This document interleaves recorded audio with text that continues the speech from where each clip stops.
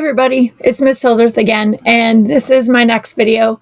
So I'm going to explain the puzzles in this video. Students will find the answers for level 1. Then they will use these answers to find the code. Students will use each letter and trace the line to find the number that correlates to it. Once the students have traced all 4 letters, they will come up with a 4-digit code.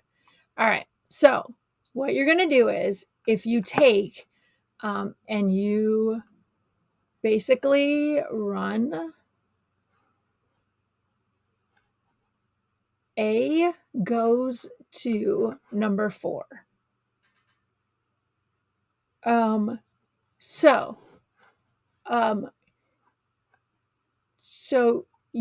I would start with the letter and trace back to the number. I found that was easier than tracing from the number to the letter, but that's just me. Okay, so that's level 1. That's the first puzzle. Okay, so moving on to level 2. And I find this interesting. I thought the level 1 puzzle was harder than the level 2 puzzle. So here's level 2. Students will find the answers for level 2. Then they will use these answers to find the code. Students will use the bar graph to complete the puzzle. Students will figure out what number matches the letter on the bar graph. Okay, so let's say the answer to number 1 was 3. So if you look, 1, 2, 3, letter A on the bar graph is 3. Okay, or like 1 is C, or 6 is B, or 8 is D. So once you find the letters, look at the bar graph, match the letters to the bars on the graph, and you'll find the numbers that you need. Okay, so that's level 2.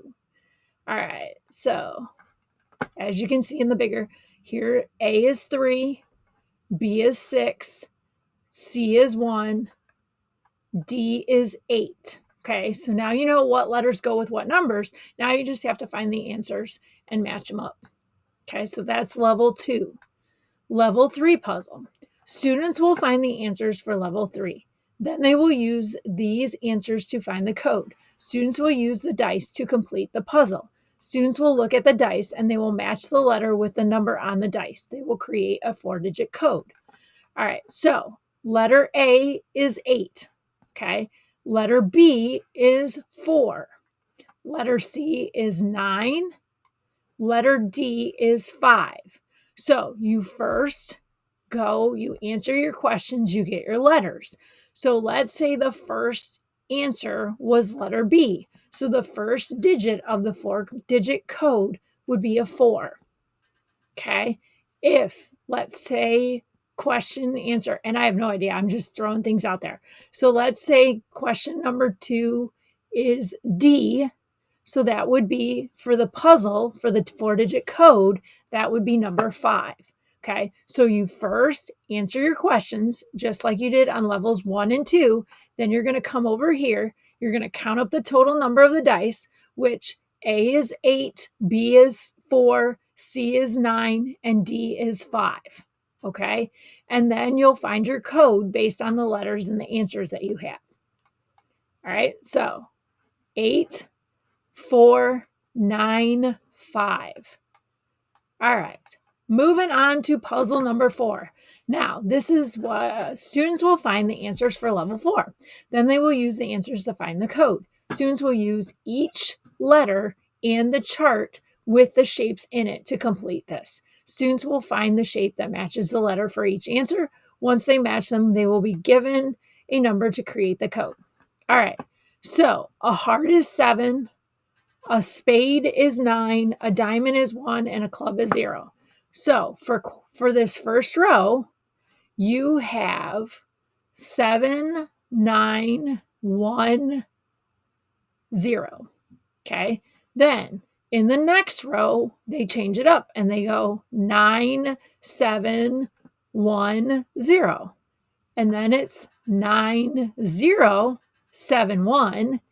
And then the last row is 1907. Okay, so those are the numbers. And if you want to, you can always print this out and you could write the numbers on it if that helps you. Okay, so then you're going to look at your letters, and let's say question 1 is A, which I don't know if it is or not, but you would go question 1, A is a heart, that would make it a 7. Question 2 is C, you go over to C, it's a diamond, that would be 1.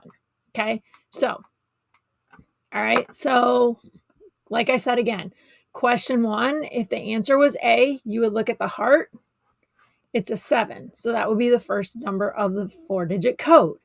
Okay. If question 2 was D, it's a club. So you would put a 0 for the second number. Okay. So you use the shapes like on a deck of cards, and the shapes correspond or connect or correlate with the numbers, and you have to see what the pattern is. So, and each, like, A for number 1, for question number 1 is a heart. For question number 2, it's a spade. Okay, so you have to look and see which one it is, and then find your number, and you'll get your 4-digit code. All right. Last but not least, puzzle number 5. Students will find the answers for level 5. Then they will use these answers to find the code. Students will use the chart. They will need to add some numbers together to get the letter. Like example, 3 plus 2 equals 5, which is A. So if you look, 3 plus 2 has a letter. The letter is A. Okay, so A would be 5.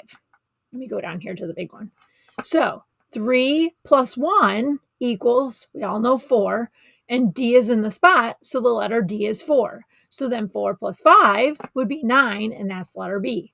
So you have to figure out the numbers that with the letters first. Then you go back and you look at your questions. And if the answer to number 1 was an A was represented by the number 5. So you would write a 5 for the first digit of the code. If the second answer was a C, 1 plus 3, which is what the number would be that represents C, equals 4. So then question number 2 would be, the code would be 3 if it was letter C. I'm just throwing those out there.